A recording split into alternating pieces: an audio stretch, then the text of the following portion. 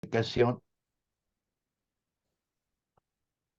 Sí, me comentaba que preguntaba sobre el rumor de que estábamos cerrando librerías y me quedé preocupado porque no es la impresión que yo tenía. Al, ajá. al revés. Y Ujú. dije, que la chingada, ¿quién anda corriendo rumores sin base? Como estamos sujetos a que la rumorología circule ampliamente, yo dije, no. Y entonces aproveché la última reunión comercial para hacer un balance minucioso de Ajá, estamos, para darte una idea clara, ¿no?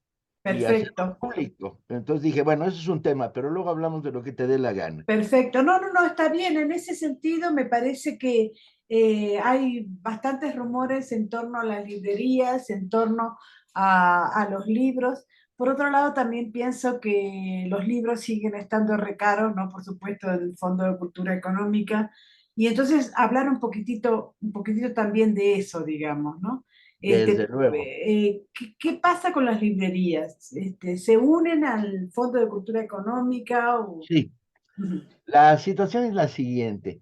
Desde hace 3 años hemos estado unificando en la práctica la red para tener una sola red, los mismos precios en todas las librerías, la distribución racionalizada, porque encontramos que, bueno, la locura era mayúscula.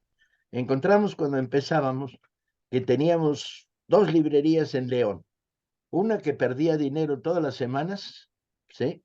¿Por qué? Y ahí viene parte de la historia, y otra que era bollante. Entonces decidimos, era absurdo, unifiquémoslas.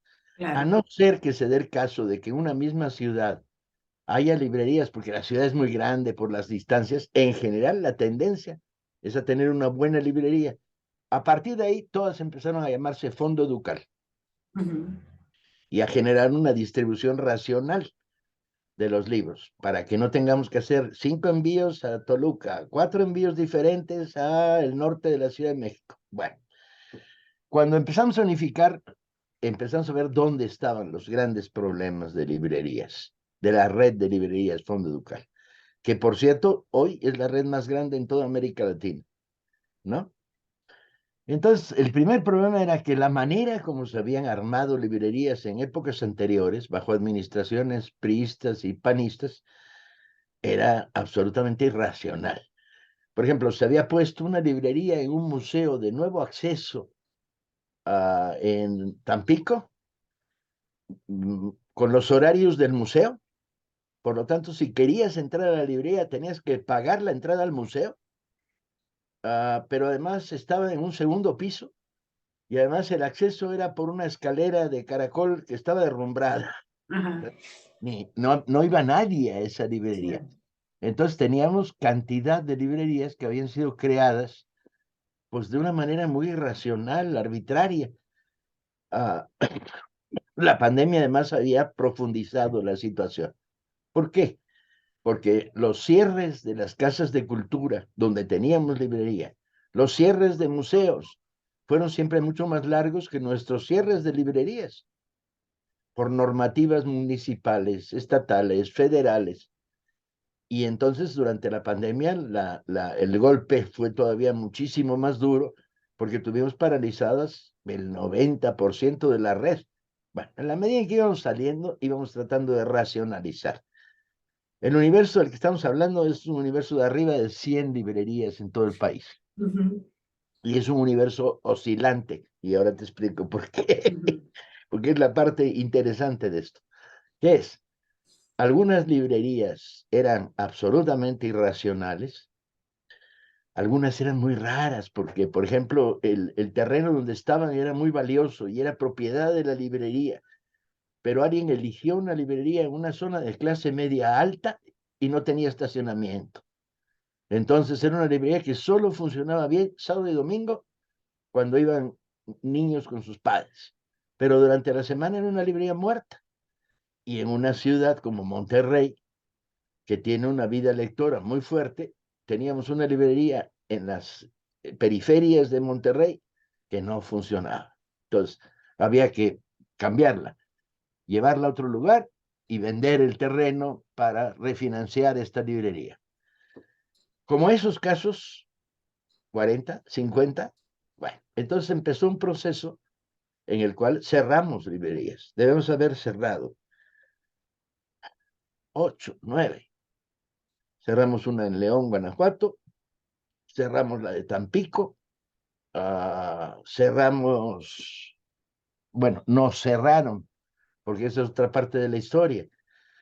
Como muchas librerías estaban situadas en locales que no eran nuestros y trabajábamos con convenio, cuando este local generaba una remodelación, pues se cerraba por tiempos, vaya usted a saber.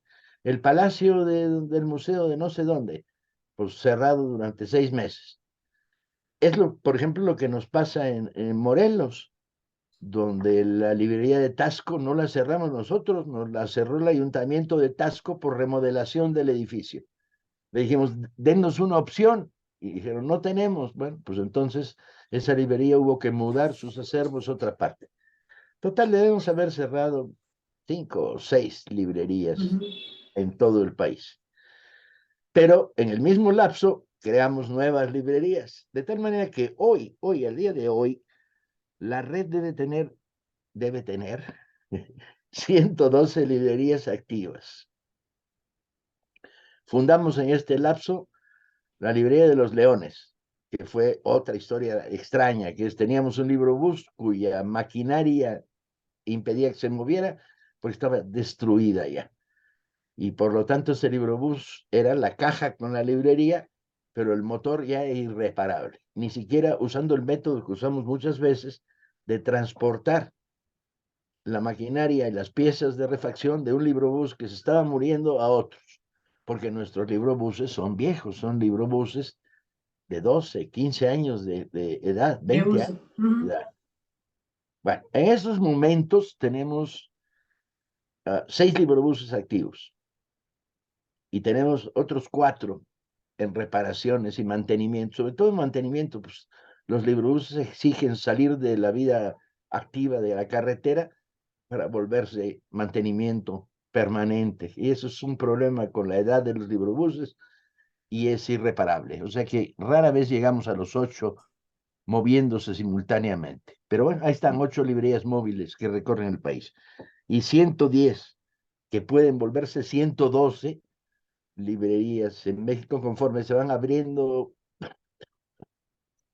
por disposición. Bueno, creamos la librería de los Leones, creamos la librería de Tampico, que fue muy importante porque salimos de un lugar donde ni las moscas se paraban a un lugar excelente, compacto con la universidad.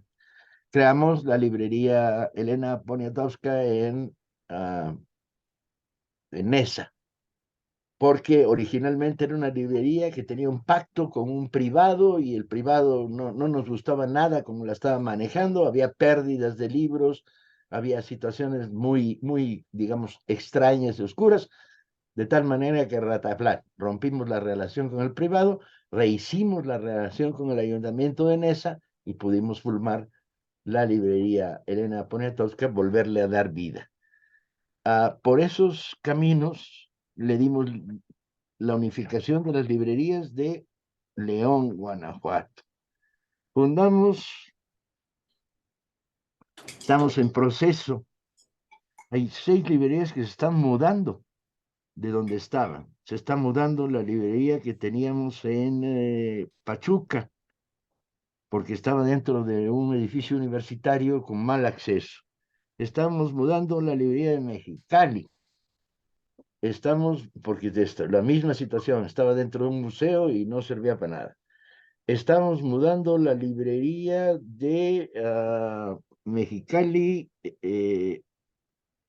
Estamos cerrando una librería en Chihuahua y concentrándola en el lugar, porque tenemos 3 librerías en Chihuahua ciudad, entonces vamos a quedarnos con 2.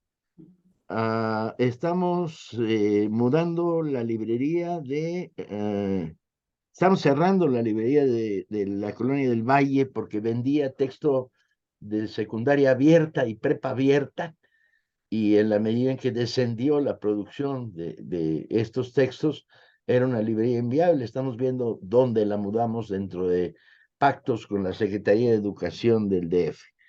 Estamos mudando,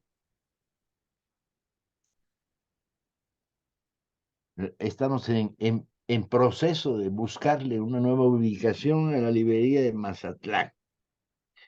Y por otro lado,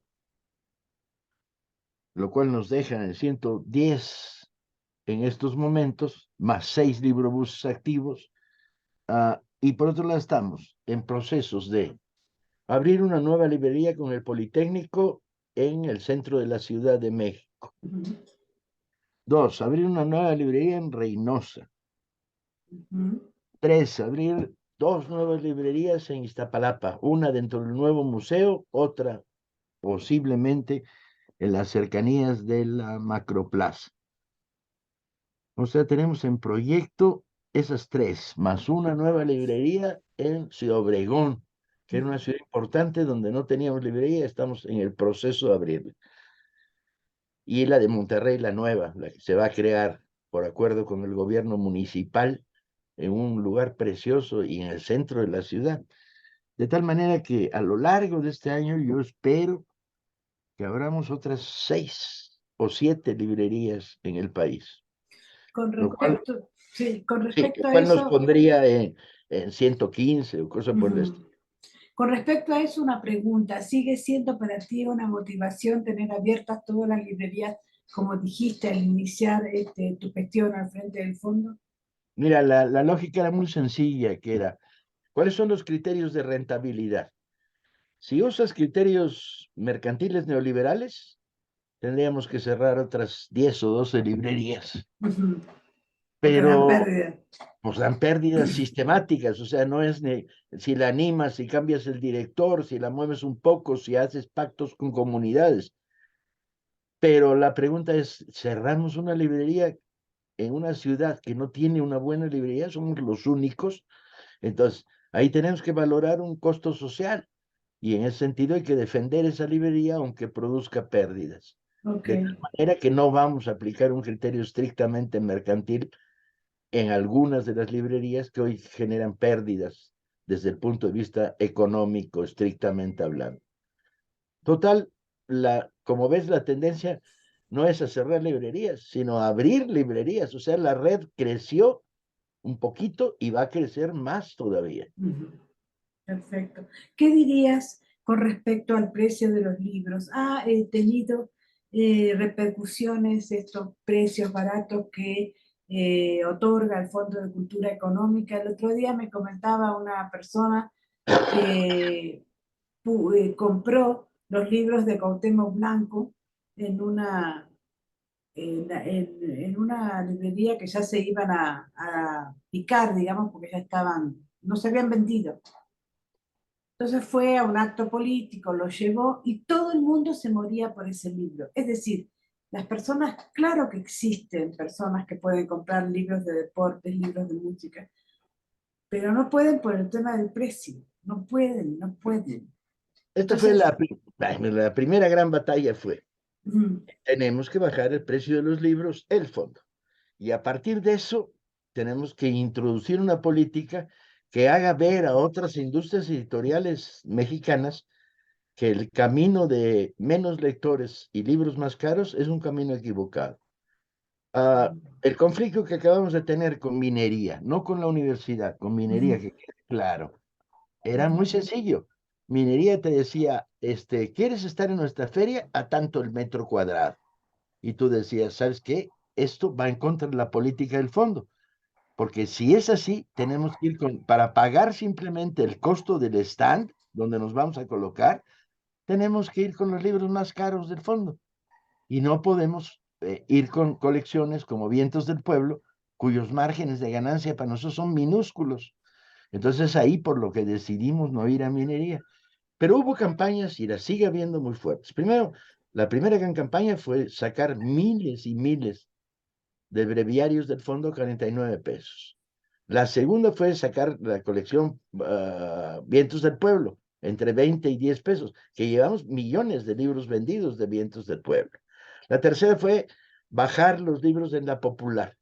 los chiquitos, los de tamaño bolsillo, abajo de 100 pesos, los grandes, abajo de 200. La tercera fue tratar de que cuando había reimpresiones, bajáramos el precio del libro, porque la práctica habitual de las editoriales, un libro le va bien, reimprimimos, bueno, le va bien y le sigue yendo bien, con más ganancia, y tú dices, no, si en la primera edición pagaste la traducción, si en la primera edición pagaste los costos de formación del libro, etcétera, etcétera, los costos editoriales, en la segunda edición puedes, y en la tercera ya no digamos, y en la cuarta mucho más, bajar el precio del libro. Nos fuimos encontrando, porque muchas colecciones del fondo tienen una estructura vieja con precios muy altos y elecciones equivocadas, usar pasta dura donde no deberían usarla, que encarece el premio, meterle color, etcétera. Entonces encontramos que, no sé, de repente afortunadamente la mecánica de los programas de televisión nos permite un diálogo permanente con los lectores. Entonces una vez aparece, para ponerte un ejemplo, una jovencita de antropología diciendo que quiere comprar desde hace 2 años la rama dorada del Fraser y que no puede porque cuesta 450 pesos. Y entonces, detente, revisamos y vemos que está en la edición 17. Bueno, a la siguiente semana, la nueva impresión de la rama dorada la pusimos arriba de 200, ¿no? Pero nada más, o sea, sí podíamos seguir bajando los precios. Como práctica, bueno, la práctica es muy obvia, nosotros vendemos más libros, ¿sí? Pero ganamos menos dinero. Pero esa es la lógica, aumentar los tirajes para vender más libros y ¿Y, poder poner en manos de la población libros accesibles. y qué Lo hacemos pasa? Sí. por un 50% de nuestras posibilidades. Ahora, ¿qué pasa con los escritores? El otro día le hice una nota a Alonso Cueto, que es un escritor muy renombrado. ¿Qué pasa con ellos? Yo sé que tú no cobras adelanto en Planeta, ya me has explicado por qué.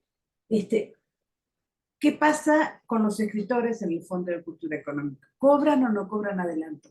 Y claro, claro que cobran adelanto. Lo que pasa es que no son adelantos muy altos y el libro va a ser barato. Pero lo saben, lo que están apostando es que van a vender más ejemplares, y al fin y al cabo va a haber ahí una manera digna de recuperar tu trabajo autoral. Ajá. Este, la clave está en que el escritor entienda que es mejor vender sus 1000 ejemplares que quedar embodegados con 300 y al fin y al cabo, aunque sea un precio más bajo. O sea, la clave es que el autor sea cómplice de una política de bajada de precios. Cuando logramos hacer en México Mongo Blanco, el libro salía en España a 22 euros. Bueno, en México costaba 10 euros, pues, ¿no? Logramos bajarlo a la mitad de precio. Era hablar con el autor, no solo con su agente, y decirle, oye, vamos a ir a una edición barata. Y el autor dijo, adelante. El de Carlos Gardel, ¿verdad? Claro. El Ujú, Bardem dijo, adelante. ujú. Entonces, esto está claro que es una política de negociación. Pero además nosotros hicimos algo. Hace 2 años nosotros dijimos, los traductores cobran derechos de autor, que no era una práctica habitual, todo lo contrario. Se les pagaba por página y a Dios muy buenas. Entonces dijimos, no, vamos a reconocer que la traducción es un acto de creación y vamos a pagarles 2% de derechos de autor. O sea, el adelanto puede ser que sea el mismo, ¿sí? Pero una vez que lo cubriste, vas a empezar a ganar derechos de autor, los traductores, lo cual me parecía un programa lógico.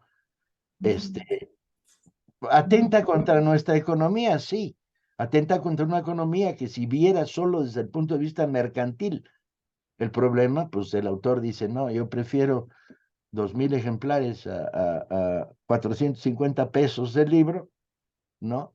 Porque me va a dar con mi 8 o con mi 10%, este, ganancias superiores a las que te va a dar un libro editado en cantidades más grandes, ah, que aunque conservemos este 10%, que por cierto nosotros pagamos rigurosamente el 10%, porque en la industria editorial en estos momentos están pagando el 6 y el 8.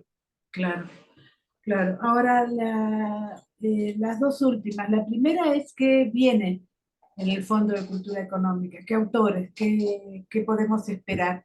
Van a hacer traducciones como la de Clarice Lispector o alguna cosa así como este Sí, año.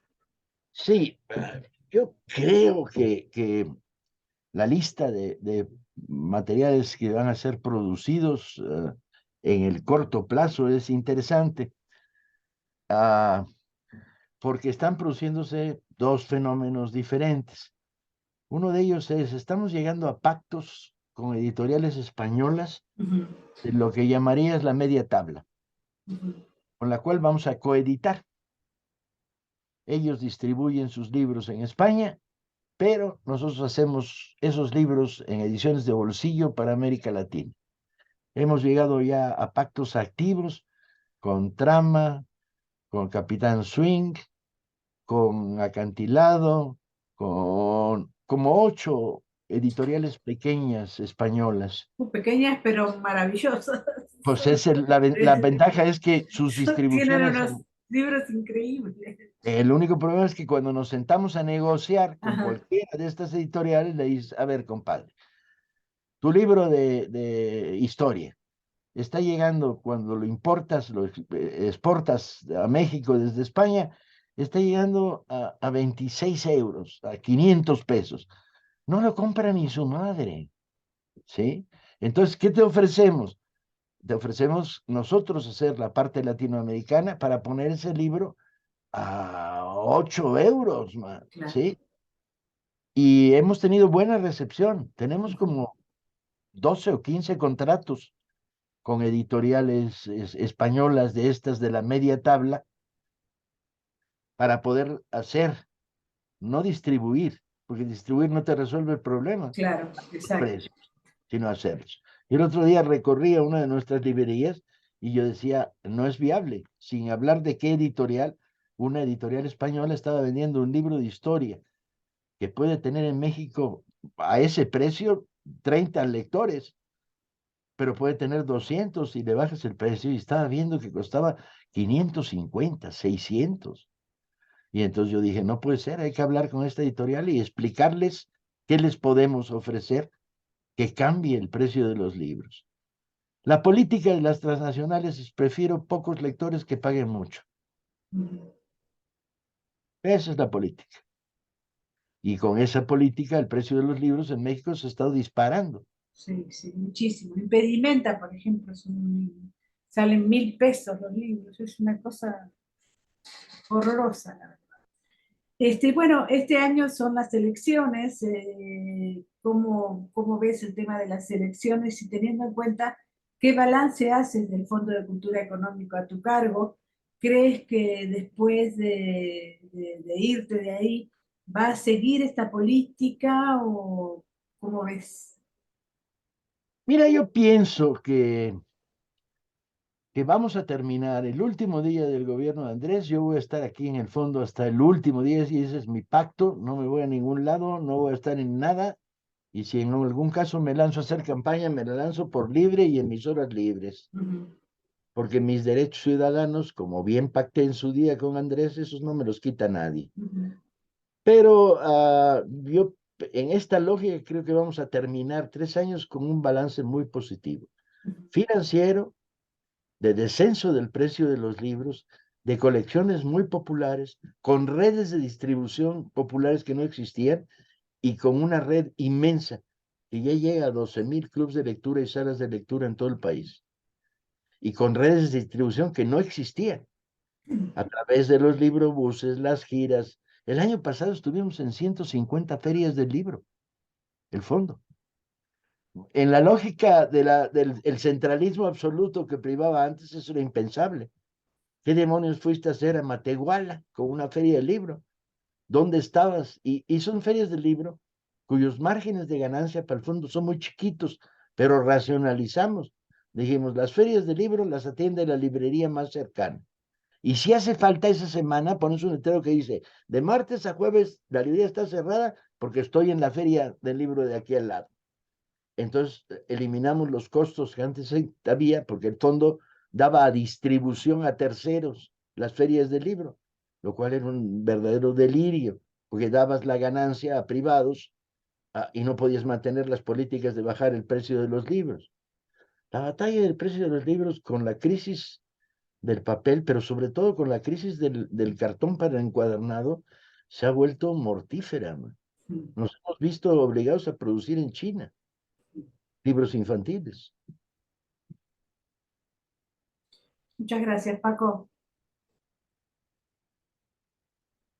Como mi objetivo está cumplido, Sí, contarte si es cierto que cerramos librerías o abrimos librerías. perfecto. Adiós. Un Gracias. abrazo, hasta luego.